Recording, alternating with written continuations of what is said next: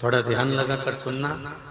हरतालिका तीज शिव महापुराण की कथा ही नहीं, आप जो तीज करते हो, हरियाली करो चाहे सातुड़ी करो, उस तीज की महत्वता क्या है, इस हिंगोली की शिव महापुराण की कथा में अपने को समझना है कि उसकी मूल तत्वता, उसकी महत्वता है क्या, उसका महत्व क्या है।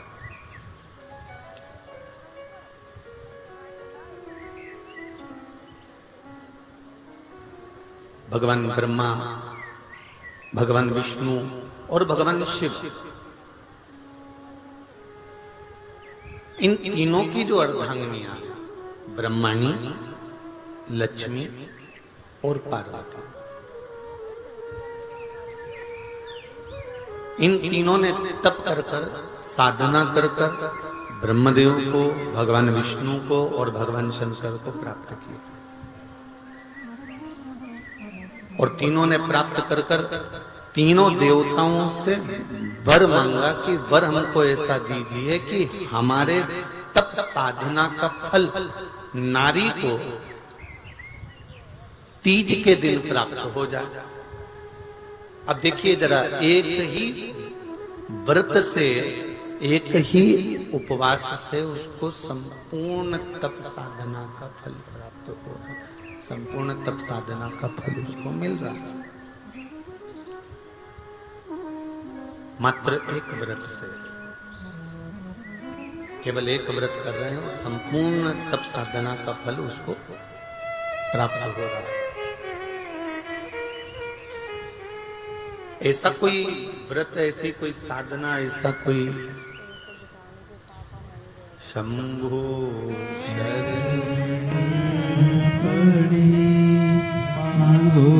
घड़ी रे घड़ी मुख काटो, दया करी मैं दर्शन आपो, शंभो शरण घड़ी मांगो घड़ी रे घड़ी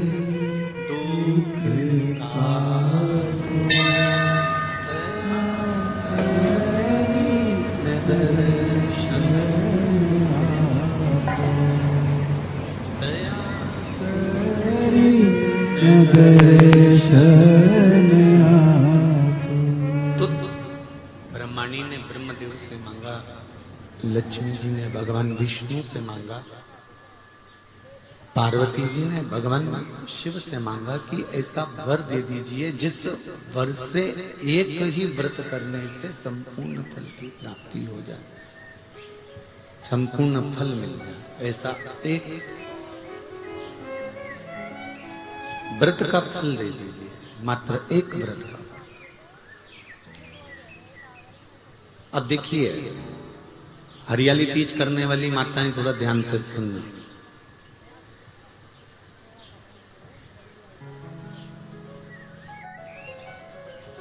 हरियाली तीज जब माताएं करती हैं तो एक हरियाली तीज, एक गणगौर की तीज,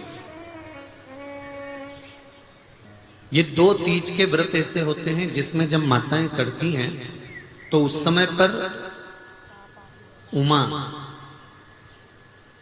ब्रह्माणी और लक्ष्मी,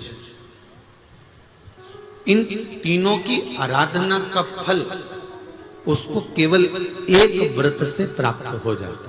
अब देखिए दूसरा, सातुड़ी तीज।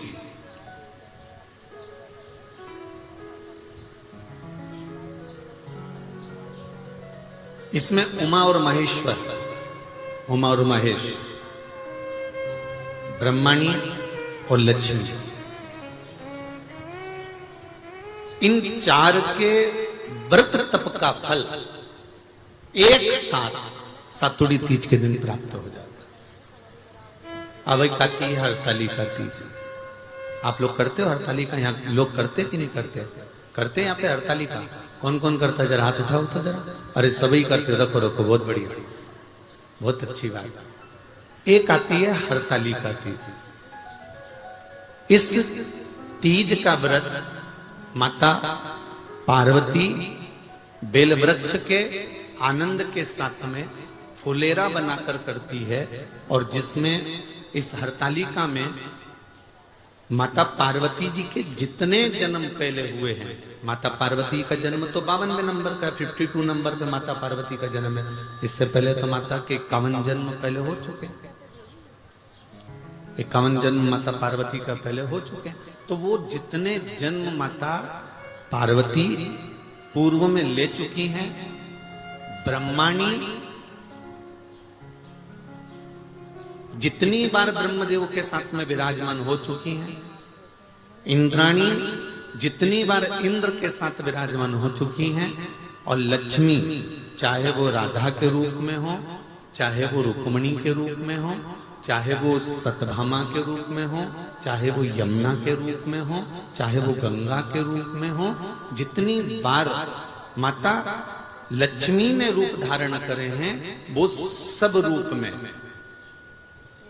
और माता पार्वती अपने सारे रूप में, ब्रह्मणी अपने सारे रूप में, लक्ष्मी अपने सारे रूप में इस हड़तालिका तीज के व्रत को करने के लिए आतुर रहती हैं। और इस व्रत को कर कर एक दिन में ही संपूर्ण विश्व का जितना तप है, साधना है, उपवास है, सबका फल एक साथ एकत्रित कर लेती हैं केवल एक व्रत में, हड़तालिका तीज। अब एक बात ध्यान से सुनिएगा, सारे व्रत आपका अगर स्वास्थ्य खराब हो गया तो आप व्रत छोड़ सकते हो। जितने भी व्रत आप लोग कर रहे हैं पूर्व के, सोमवार, मंगलवार, एकादशी, छठ, पंचमी, चतुर्थी, अगर आपका स्वास्थ्य खराब है तो आप उस व्रत को छोड़ सकते हो, सारे व्रत को छोड़ सकते हो। पर तीज का जो व्रत होता है, हरतालिका जो व्रत होता है, ये व्रत एक बार लेने के बाद जब प्राण छूटते हैं तभी ये व्रत समाप्त होता है, अन्यथा बीच में ये व्रत समाप्त नहीं।